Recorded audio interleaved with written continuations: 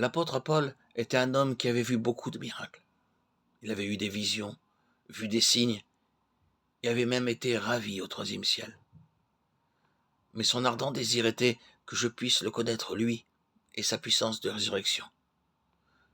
Et non, Seigneur, fais-moi voir plus de miracles, ou même donne-moi une autre occasion de visiter le troisième ciel.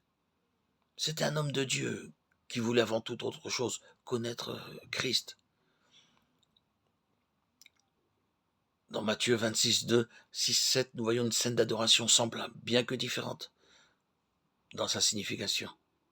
Vous savez que la Pâque a lieu dans 2 jours et que le Fils de l'homme sera livré pour être crucifié. Alors que Jésus était à Béthanie, dans la maison de Simon le lépreux, une femme s'approcha de lui, tenant un vase d'albâtre qui renfermait un parfum de grand prix. Et pendant qu'il était à table, elle répandit le parfum sur sa tête. Lorsque Marie l'adora, elle avait auparavant oint ses pieds. C'était 6 jours pleins avant la Pâque. Mais là, c'est seulement 2 jours avant la Pâque. Et nous la voyons lui oindre la tête, parce qu'elle comprend qu'il est sur le point de mourir pour les péchés du monde entier. Puis vous trouvez la femme allant très tôt le matin au sépulcre pour oindre le corps du Seigneur Jésus-Christ. Cet acte de respect symbolisait leur foi dans son triomphe sur la mort et la nouvelle création qu'il voulait manifester afin que la pleine gloire de Dieu puisse être pleinement vue dans les jours à venir.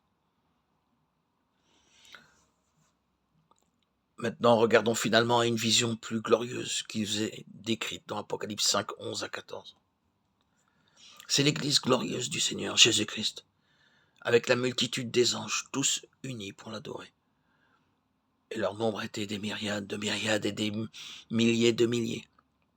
Ils disaient d'une voix forte, l'agneau qui a été immolé est digne de recevoir la puissance, la richesse, la sagesse, la force, l'honneur, la gloire et la louange. Apocalypse 5, 11, 12.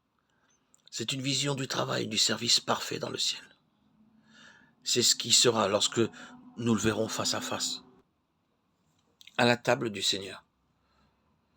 Nous avons ce message. Mon Dieu revient. Il doit revenir afin que le travail qu'il a commencé puisse être parfait. Il ne peut être parfait tant qu'il n'est pas revenu. C'est exactement ce que nous faisons à la table. Nous déclarons par la foi que nous attendons ce jour. Nous croyons que ce sera un jour merveilleux lorsque nous serons semblables à lui et que nous régnerons avec lui. Dans son corps brisé, dans son sang versé, je vois ce qui a été fait pour me rendre semblable à lui. En moi-même, je ne vois rien que de l'iniquité, mais en lui, je vois la perfection. Dans Ephésiens 3,18, j'aimerais que vous remarquiez l'importance qu'il y a d'être ensemble. Son amour et son plan ne pourront jamais être compris par nous-mêmes. Nous avons besoin du secours de tous les saints.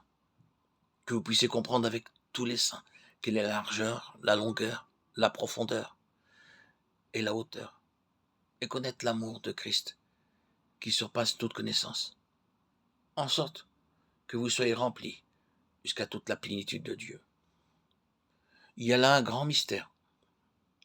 Vous découvrirez que l'amour vient dans une grande mesure, une pleine mesure, lorsque nous sommes amenés ensemble à ressembler à une famille. Dans cette famille, il n'y a pas de barrière entre les juifs et les non-juifs. Nous sommes tous libres. Venant de beaucoup de familles, de toutes les nationalités, nous sommes tous un, participant tous au même Seigneur. Alors, adorons-le. Amen.